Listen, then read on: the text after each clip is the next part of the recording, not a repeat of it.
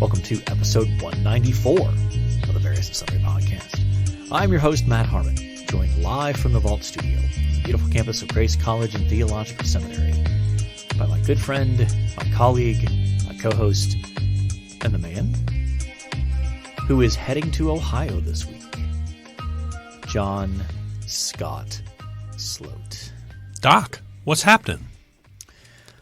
Well, it's nice to be back in the studio in our normal rhythm of recording, even though that won't happen again next week. But Yeah. When did we record last week? We recorded normally last week, didn't we? No, wasn't that? Did we? I think we did. I think we recorded on Monday. Oh, that's right, because, I do remember that now. My head is all jumbled. Yeah. We're both... It's a busy season. We're both scrambling to figure out how we're going to record next week as well. Yeah, so. and where are you going to be next week? Because it's not my fault that we have to change the recording. Which is rare. You're right.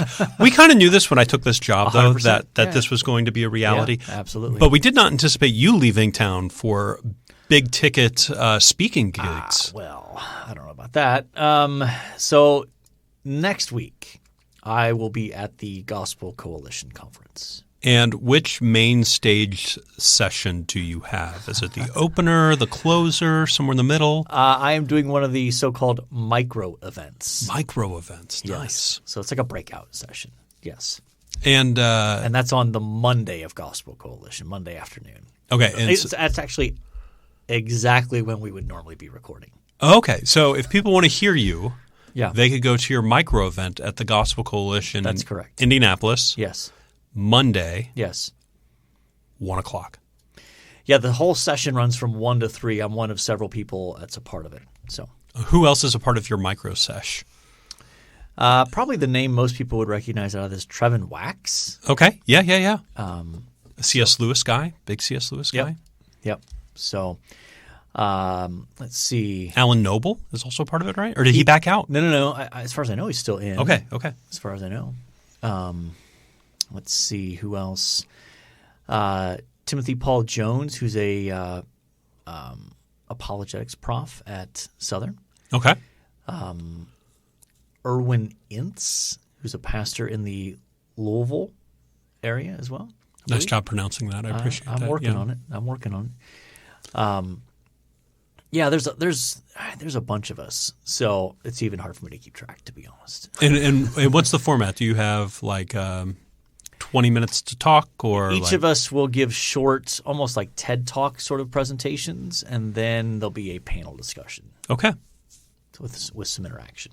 So yeah, nice. So realistically, we may end up recording.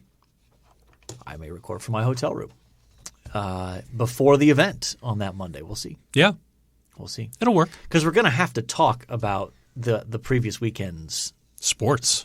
Absolutely, we've got to get that in. So anyway, if you'd like to contact the show, you can reach us on Twitter at VNSPod. Email the show, variousandSundryPodcast@gmail.com. We're on Facebook. We are on YouTube. And we would appreciate a review and a 5-star rating. All right, John, let's go ahead and jump into the world of sports. Let's start with NFL. Okay. I mean, it feels like I've lived a life since we last recorded. Yeah. So last week we recorded on Monday afternoon, as we normally do. Yep. And the Jets had not started their season yet. They were playing the Bills on Monday night. Mm-hmm. And so there was optimism in the air. There was hope. And so to set the stage, on that Monday night, on September 11th in New York City. Yeah. Helpful. Yes. Just to even amp it up a bit more. Yeah.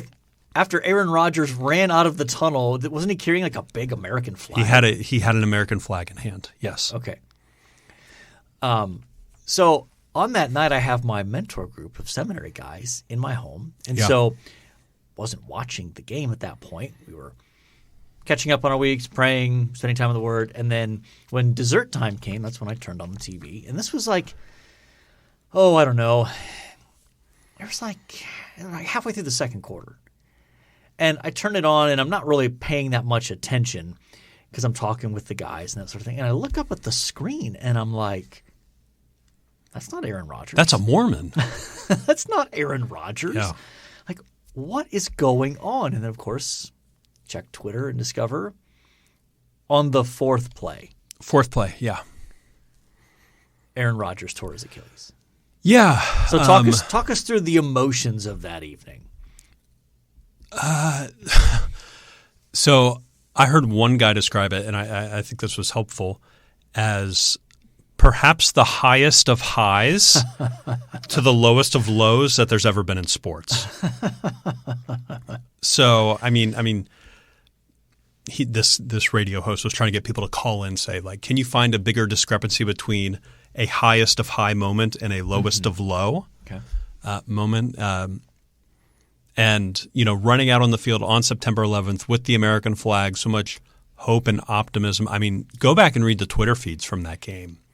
The beat writers all say, like, we've never heard the stadium this loud before. There's never been this much optimism. And then to see, like, the Twitter doctors weighing in going like, oh, that's an Achilles. Mm-hmm. That's an Achilles. And they're going, well, we don't know that. Yeah. And then everybody just sort of dawning on them as it went from halftime to the third quarter to the fourth quarter to the confirmation after the game that they were pretty sure. Yep. Yeah. It was awful. Absolutely crazy. I got 4 to 6 wellness check text messages in the course of the game. Yeah. So several people were texting me going like, are you okay? Are you in a safe place? Right. So, yes. So, I mean, by now people realize the Jets miraculously essentially went on to win that football game. Yeah, I mean, the defense is still a top 5 defense in the NFL. Josh Allen is still people want to put him in an elite category. I don't think he's there. He throws too many interceptions. Mm-hmm. He threw 3 interceptions to one guy. So, I mean, the Bills had as many points in the second half as they had interceptions. That's not good. That's not a winning recipe. So, the Jets' defense is elite, and it's going to win them some games. Mm-hmm. It just will. And another bright spot. Two things stood out to me. One was the absurd touchdown catch by Garrett Wilson. Yeah, that was awesome. And the absurdly bad throw that led it's terrible. To the great catch. It looked like Zach Wilson was actually trying to throw it to the defensive back. 100%. That was a run play. They called a run play, and it was a just sort of wink nod between Zach Wilson and Garrett Wilson to do that. So everybody else thought this was going to be a run. Yeah.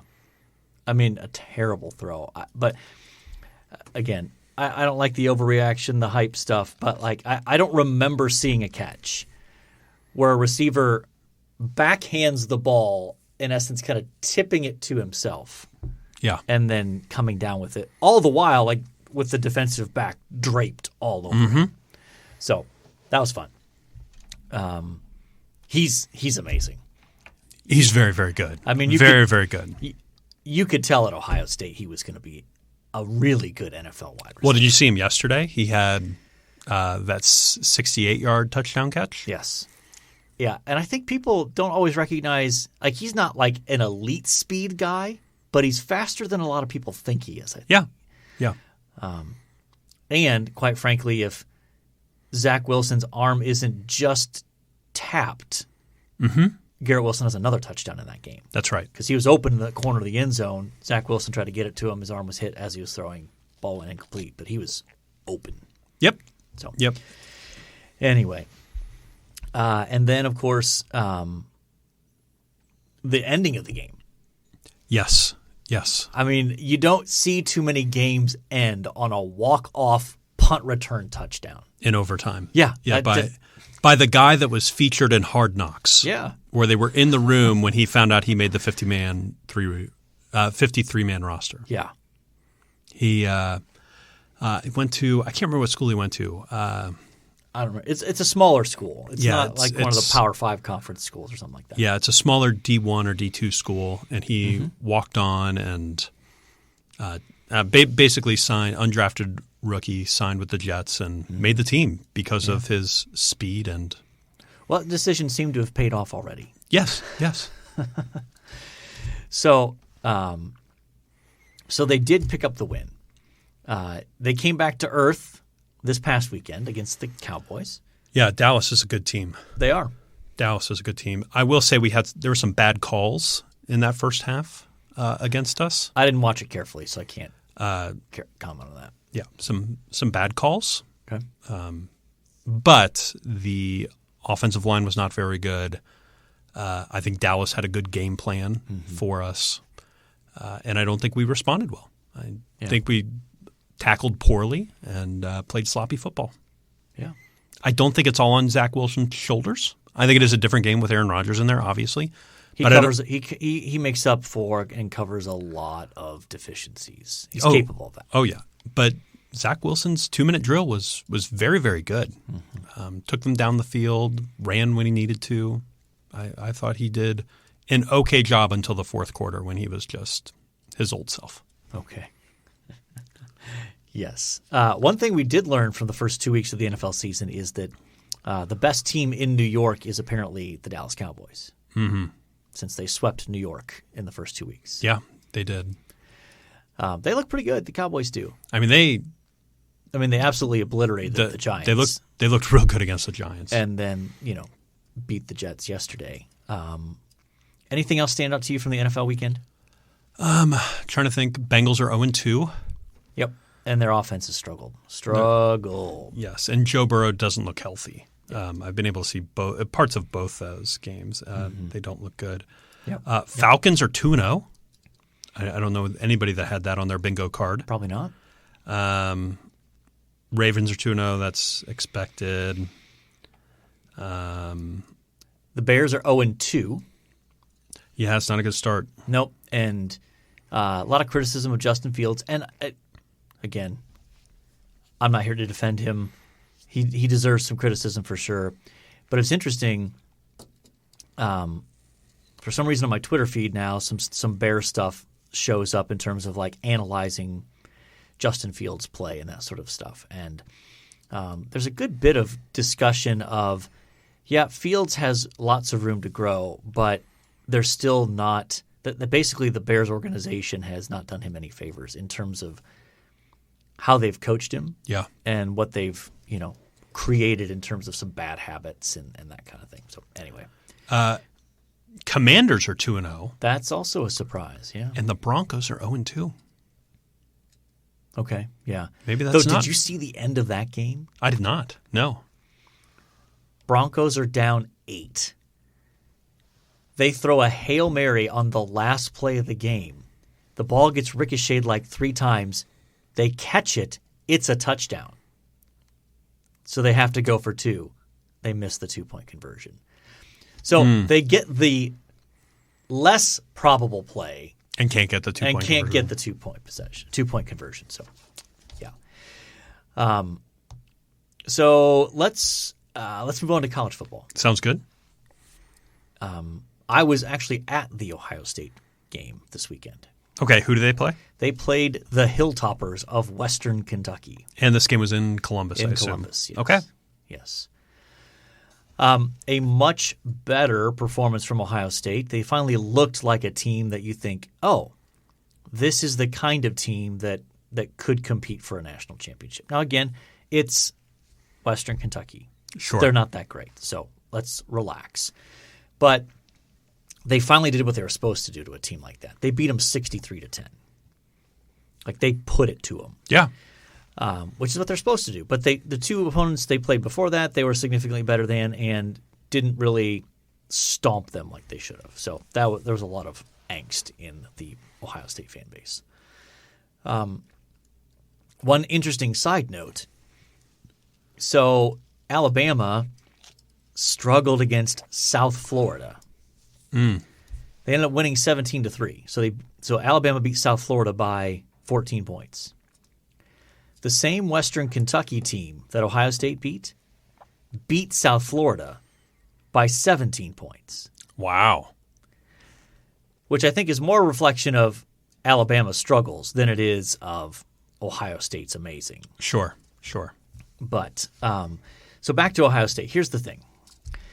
There's a lot of angst, a lot of, concern, and I think finally they showed at least a sort of top gear of like, oh, when they're firing on all cylinders, this is what they will be like. And this is good enough to win a national title. That doesn't mean they're going to. Doesn't mean that they can always play at that level. But they finally showed the potential of, oh, so this is what this team could be at its peak kind of thing.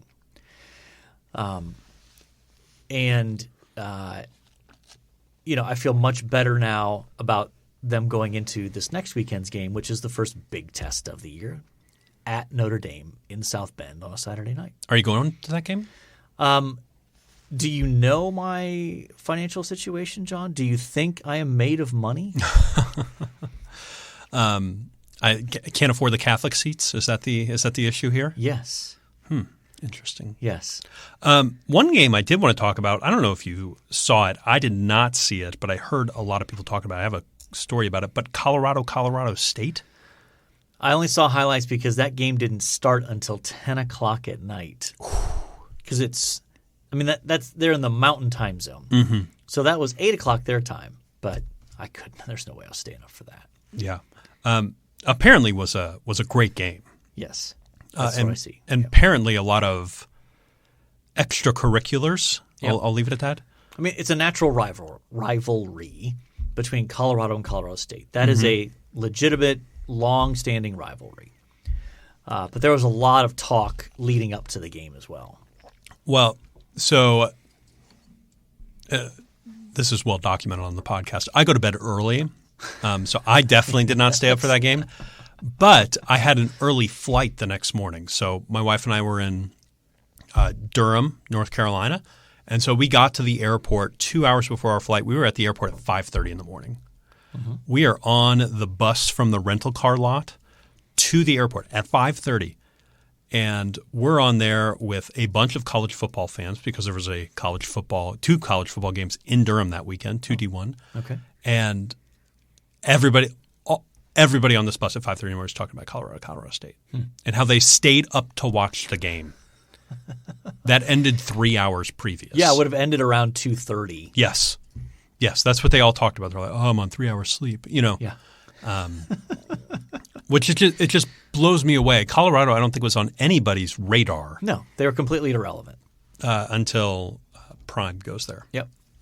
My other story from the weekend about college football was I was driving through Chapel Hill to pick up Andrea Saturday night from a function with her sister, and I'm driving through, and I merge onto the highway, and all of a sudden there are two cop cars leading 5 charter buses from Chapel Hill toward the RDU airport. Okay, there you go. It was the Minnesota football team. Okay, who just had lost. Yeah, badly to North Carolina. Yeah. Okay.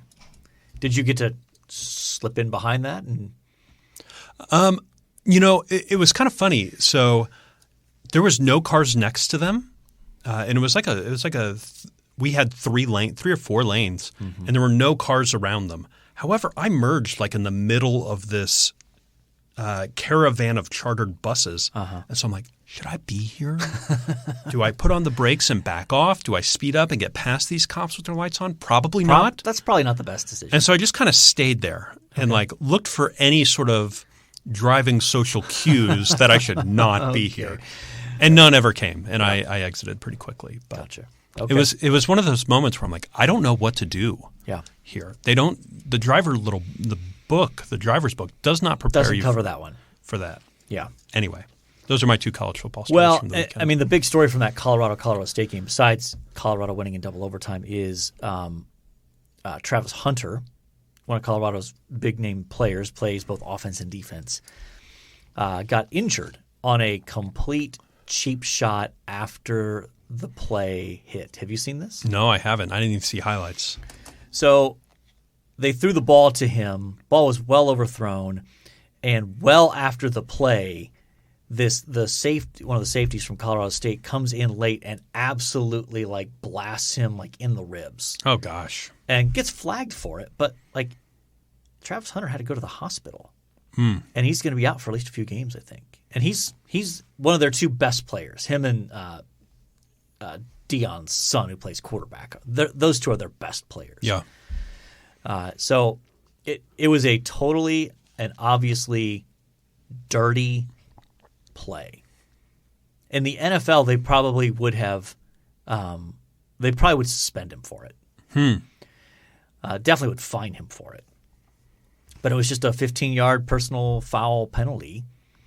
And as far as I know, there's been no action as of yet. So Wow. Anyway. So, and also just a few other things. We mentioned Alabama struggled. We meant Georgia struggled. They were down at the half to South Carolina. Came back and won 24-14. And Michigan also struggled. So they did end up beating Bowling Green 31-6. But their quarterback, J.J. McCarthy, who some have hyped up as a Heisman candidate and a first-round draft pick, maybe a Heisman candidate depending on – there's no way he's going to be a first-round draft pick. Threw 3 interceptions against Bowling Green. Not a great performance for him. So Kansas State lost. Tennessee also lost. 2 top 25 teams that went down this weekend. Yes. And also something of local interest. Missouri beating Kansas State. Like, why is that local interest? Because the kicker for Missouri graduated from Warsaw High School. Did he really? Yeah. And he kicked a 61-yard field goal to win the game. Yeah.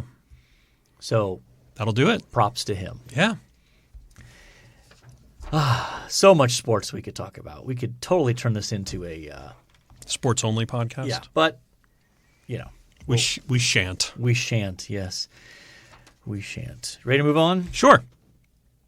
All right. We are continuing our series on 2 Peter 1 and the list of character qualities that we as believers are instructed to add on to our faith. There's sort of a building block kind of picture here.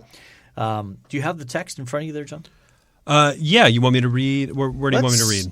Just to get the running start. Verse 3? Let's see here. How about, for the sake of time, let's just read verses 5 through 7. Okay. Yeah. For this very reason, make every effort to supplement your faith with virtue, and virtue with knowledge, and knowledge with self-control, and self-control with steadfastness, and steadfastness with godliness, and godliness with brotherly affection, and brotherly affection with love. You say through 8? Yeah, sure. Okay. For if these qualities are yours and increasing, they keep you from being ineffective or unfruitful in the knowledge of our Lord Jesus Christ.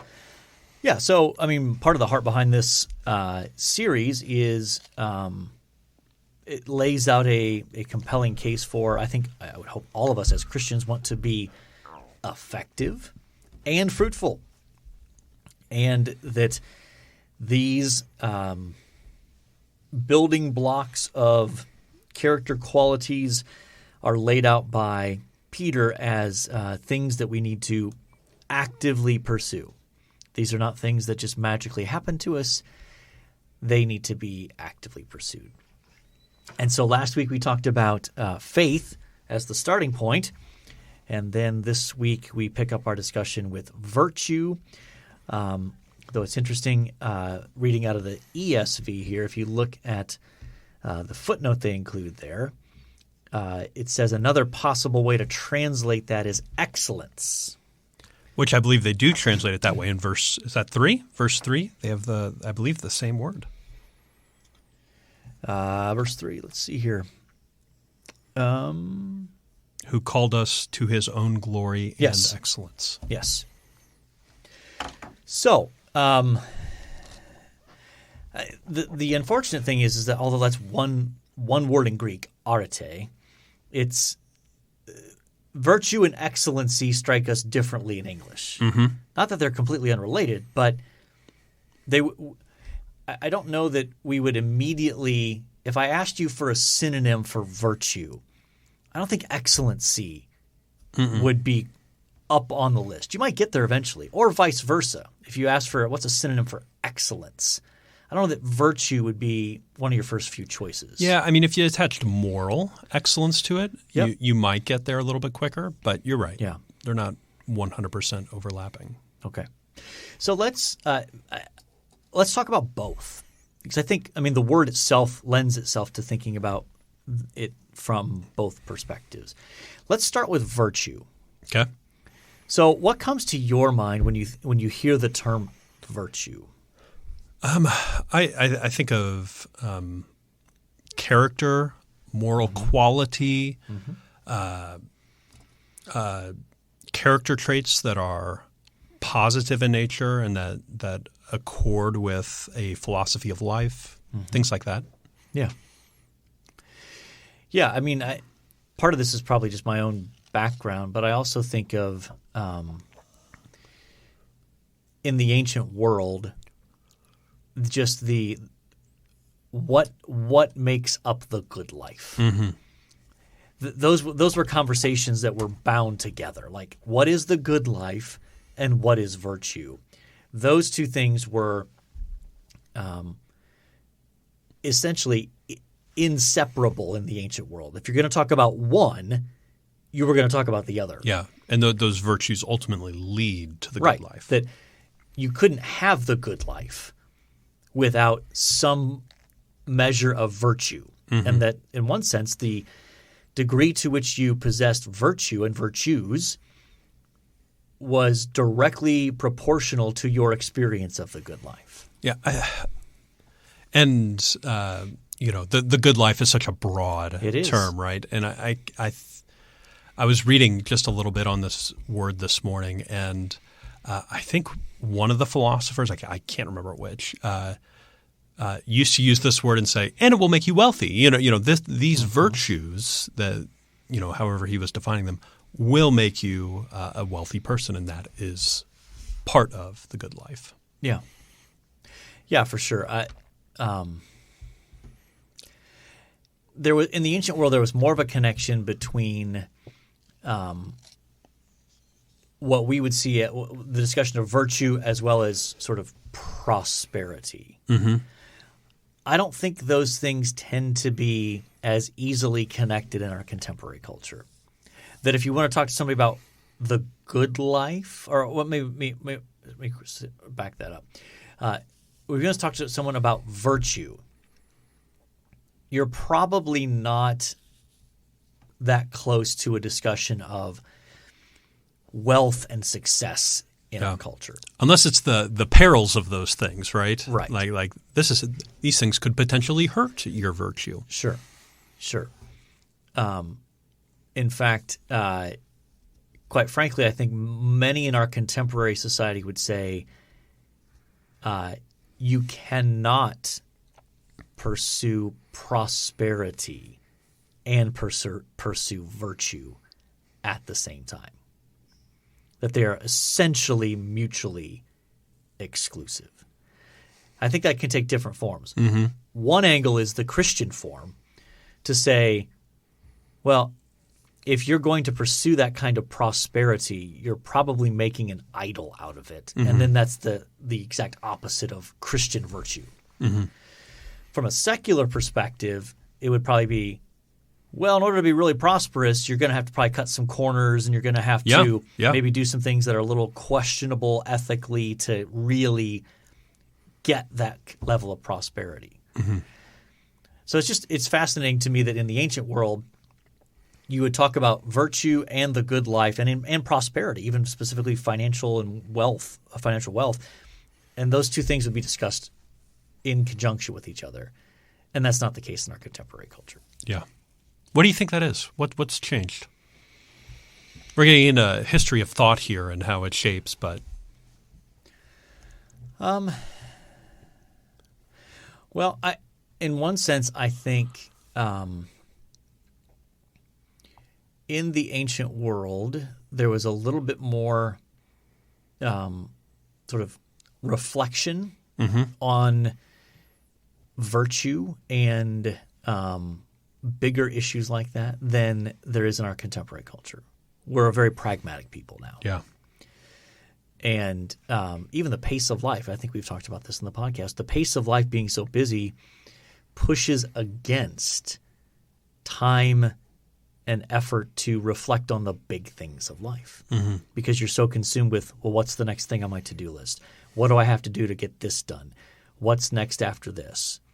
And how do I get that kind of thing that you often don't take time to reflect on what kind of person do I want to be? What kind of person should I be? And is there any sort of standard by which I should be measuring myself or trying to live up to, or how do I even think about the fact that I don't measure up to even what I think I should be, let alone any sort of external moral standard of what's right and wrong. So that's where I would start, I think. What about you? I mean, naturally, I think it seems to me like one possibility is that virtue and prosperity came apart during the monastic movement. You know, like you sort of had these vows of poverty in these things, and that was seen as virtuous. And so I wonder if we're sort of reaping the history of that a bit.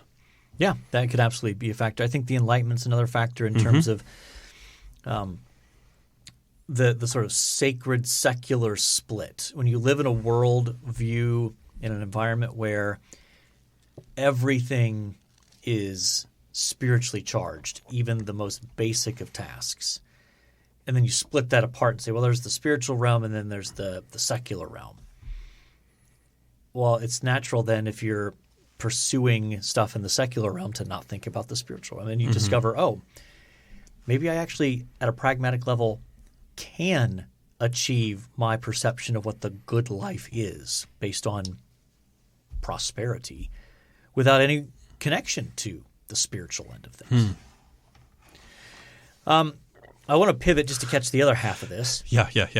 Let's talk about excellence. Or, you mentioned there in verse 3 that this is the same word that the ESV renders. His divine power has granted to us all things that pertain to life and godliness through the knowledge of Him who called us to His own glory and excellence. So what comes to your mind when you think of that term excellence? Well, in that context, I think naturally I think of excellence as just like this is you do something well, even very well. In the context that's read there in verse 3, I think perfections. You know, I think it talks about God's glory and His excellence, His perfection. Yep. So that's what naturally comes to mind for me. Yep, I think perfection, and I think even just of His greatness. But it's interesting. Other texts, for example, in 1 Peter, uses the same word to talk about our task as believers is to proclaim the excellencies of the one who brought us out of darkness into His marvelous light. And there, that seems perhaps a bit more specific, not just excellence in general. He's great, He's perfect, but specific attributes of God and highlighting their greatness, His perfections, His excellencies. But I do think there's still the element of marveling at what He does perfectly.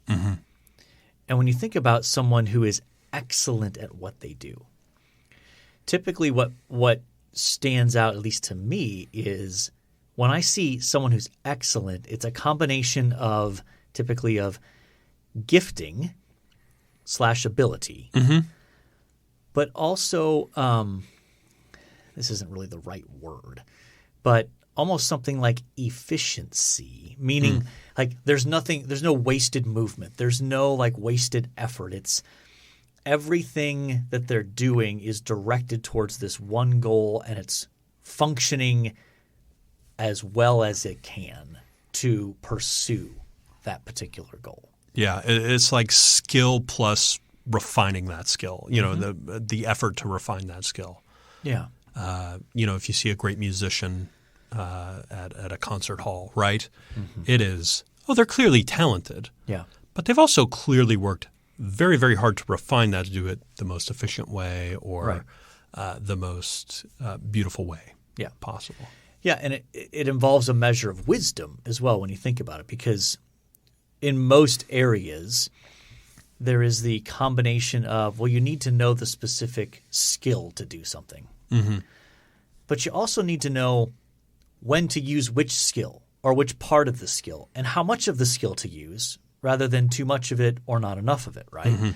I think especially in the realm of art, you can – and I don't know a lot about art, but I remember I knew a man and a woman who they studied at an art academy in Florence. Oh. So went overseas, studied in an art academy in Florence, and they would talk about just some of the things they would spend time doing where they would learn this one certain kind of brushstroke, and they would practice it endlessly to try to perfect it. And then they'd learn a different kind of brushstroke. Well, that's part of being an artist is knowing different brushstrokes. But what makes art is not just I know how to do that brushstroke. It's knowing when to use which brushstroke and how to bring all of that together into this beautiful product that displays something that it far transcends a simple brushstroke. Oh, yeah. And so I think when I think of excellence, I think of those kinds of things. And that's an analogy, I think, to even God's works. You have his perfections. And at our church, we're preaching through Genesis 1 right now. And it's when you stop to think about the complexity of creation, and even just this is one of the things I think science can really help us with, to show us the complexity of things. Where you're like, all those things happen in this simple act of like photosynthesis, or even like how do we see? Like how does the eyeball work? How does the eyeball convert images into some form of electrical impulses that go into our brain, and that makes sense to our brain, and it enables us to see, to interact with the world.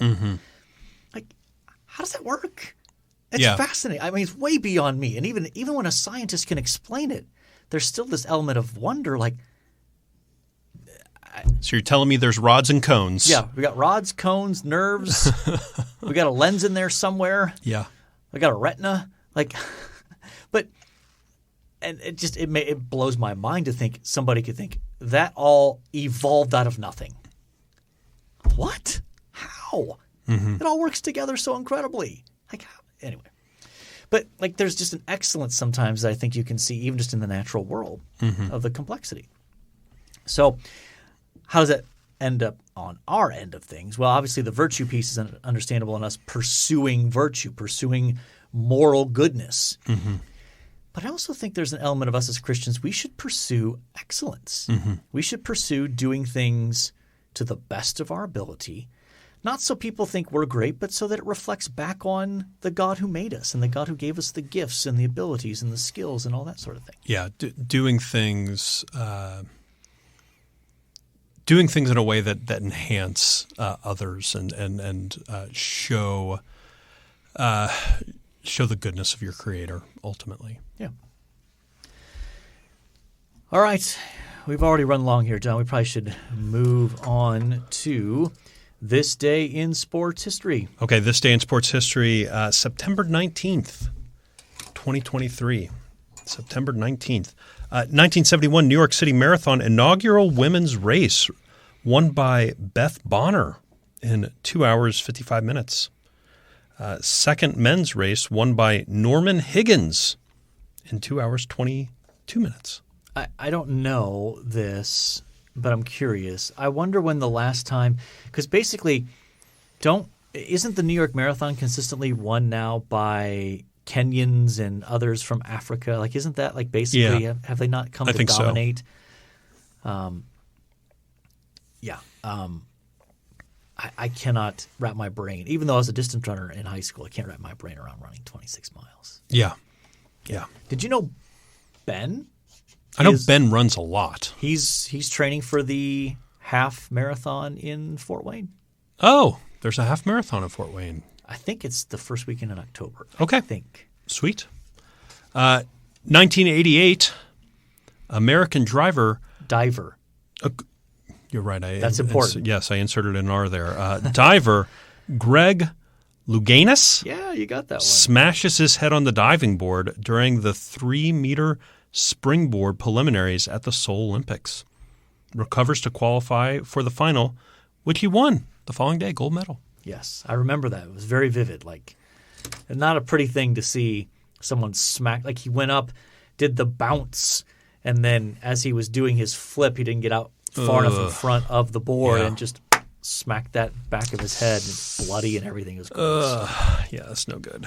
Let's stop talking about it. 1992, Barry Bonds joins Willie Mays, Howard Johnson, and Ron Grant as having 2 30 home run, 30 steal MLB seasons. You added an R again. Where? Ron Gant, not Grant. Oh, yep, you're right. I totally did. Ron Gant. This is a theme developing. Yeah, I wonder what's wrong with me. I have no idea. It happens. That's impressive, though. 30-30. Yeah. Back-to-back 30-30 seasons. Absolutely. I guess not back-to-back, just having 2 of them. Just having 2 of them in a career. 1992, Sergei Bobka. Did I get that right? Maybe. I don't know. Pole vaults world record, 6.13 meters. Yeah. I don't know how high that is in feet, though. That's like 20. Yeah, 20 feet. That sounds about right. 1 year later, in 1993, San Diego Chargers kicker John Carney boots 6 field goals in an 18-17 win over the Houston probably Oilers at the time, right? Been the Oilers still, yeah. To set a new NFL record with 29 consecutive field goals made. Yeah. Well, who do you like out of that? Oh, my goodness. Let's not do Barry Bonds. Okay. Any particular reason you don't like Barry? Come on. Cheated? The cream, the clear. Let the listener understand. Yeah, okay. Do you like John Carney? I could go with that, or I could go with Louganis. We can go Louganis. Okay. All right, let's do that. One thing you liked. On vacation, I guess 2 weeks ago now, we found a staple place that I grew up with called Rita's Italian Ice. Have you had Rita's Italian Ice? No. Very, very good. Some Italian ice are really tough. This is a really soft texture, and then they put soft serve ice cream in it. Oh, it's incredible. So good. Sounds tasty. Had some when I was down in Florida, so that's my one thing. What flavor? I had a chocolate peanut butter icy flavor with like a vanilla ice cream in there. It was really, really good. I'm a big fan of chocolate peanut butter. Yeah. Somebody should make a candy like that. Yeah, if only. So my one thing I liked is I mentioned in part. So this past weekend I was in Columbus, and one part of that obviously was going to the Ohio State game. But I very much enjoyed. We got to catch up with some friends. So there's a woman who we were friends with when we were just first on staff with Crew, living in Ohio. She and her husband were good friends of ours, and my wife babysat for their daughter, who's basically the same age as our oldest son, John. Oh, fun! And so we got to see her and her daughter. Her husband passed away back in March. Very sad. Yeah. And so just good to catch up with them and see God's grace at work in their lives and kind of coping with that. But just good to see them. And then, of course, staying with Zach in Ohio. Did you stay with Zach in Ohio? We did. I'm staying with Zach this week. Yeah. Yeah. So he's like having the individual podcast experience. Yeah. Their kids are great. Lots of energy. We went to see one of their little Jake, his baseball game. Oh, fun. It's a riot. Fun. It's a riot. And thankfully there were no like stupid, absurd parents yelling obscenities at officials or anything like that. So that's wild stuff. Yeah. So shout out to Zach and his lovely wife, Sarah, in Ohio. And you'll get, like you said, you get to see them this week. So yeah, Thursday night. Yeah. All right, John, we have talked lots of football. We've tried to talk you through your loss. Yeah, counseling in progress. Of your beloved quarterback. Someday they'll do a 30 for 30 on what was your favorite moment of the Aaron Rodgers era in New York. Do you think he comes back? I think so. I think so too. I think all indications he's planning to. Apparently had a newfangled Achilles surgery that could bring him back as soon as January. That seems absurd. It seems absurd to me too. And it seems unnecessary. I mean, even if the Jets could get into the playoffs, man, that just seems like. Well, I like it from the fact that, like, normally it's a 1 year out sort of thing. So if he's back for training camp next summer, I'd be over the moon. Mm-hmm. And he's able to fully participate, test that Achilles. Yeah. Yeah. I'd be over the moon. We have talked. Let me start this again. Yeah. We have talked. No, that's not your fault. I broke it off into the a little discussion. Bit. Yeah. Now we're breaking it off again. Yeah. Okay. We'll try it one more time. Yeah. We have talked Jets football, Ohio State football. We have talked virtue and excellence. We have talked Greg Louganis. We have talked Rita's Italian ice. Yeah, Rita's. We have talked about my trip to Columbus. And so I think by definition, we have covered our various and sundry topics. And all that's left to say is, until next time, the Lord bless you all real good. Later.